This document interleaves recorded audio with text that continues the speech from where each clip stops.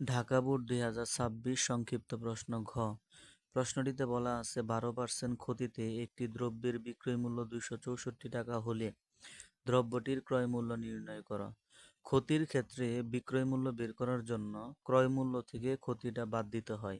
তাহলে ১২% ক্ষতির ক্ষেত্রে যদি ক্রয় মূল্য ১০০ টাকা হয় এবং ক্ষতি যদি ১২ টাকা হয়, তাহলে বিক্রয় মূল্য হবে ১০০ বিয়োগ ১২। তাহলে আমরা লিখতে পারি ১২% ক্ষতিতে ক্রয় মূল্য যদি ১০০ টাকা হয়, বিক্রয় মূল্য ১০০ বিয়োগ ১২। ক্রয় মূল্য ১০০ টাকা হলে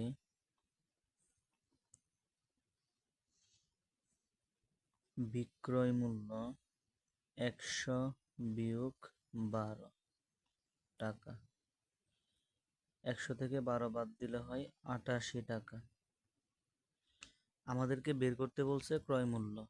তো আমরা অঙ্কটি ঐকিক নিয়মের সাহায্যে করতে পারি। ঐকিক নিয়মের ক্ষেত্রে যেটা বের করতে হয় সেটাকে ডানে রাখতে হয় সবসময়। তাহলে আমরা এই লাইনটিকে এভাবে সাজিয়ে লিখতে পারি, বিক্রয় মূল্য ৮৮ টাকা হলে ক্রয় মূল্য ১০০ টাকা, বিক্রয় মূল্য ১ টাকা হলে ক্রয় মূল্য কত, এবং বিক্রয় মূল্য ২৬৪ টাকা হলে ক্রয় মূল্য কত। তাহলে আমরা এই লাইনটা কিভাবে লিখব, বিক্রয় মূল্য ৮৮ টাকা হলে ক্রয় মূল্য ১০০ টাকা। অতএব বিক্রয় মূল্য ১ টাকা হলে ক্রয় মূল্য হবে আরো কম, তাহলে কম হলে ভাগ করতে হবে ১০০ ডিভাইডেড বাই ৮৮। আমাদের বিক্রয় মূল্য দেওয়া আছে ২৬৪ টাকা। তাহলে আমরা লিখব বিক্রয় মূল্য ২৬৪ টাকা হলে ক্রয় মূল্য ১০০ গুণ ২৬৪ ডিভাইডেড বাই ৮৮।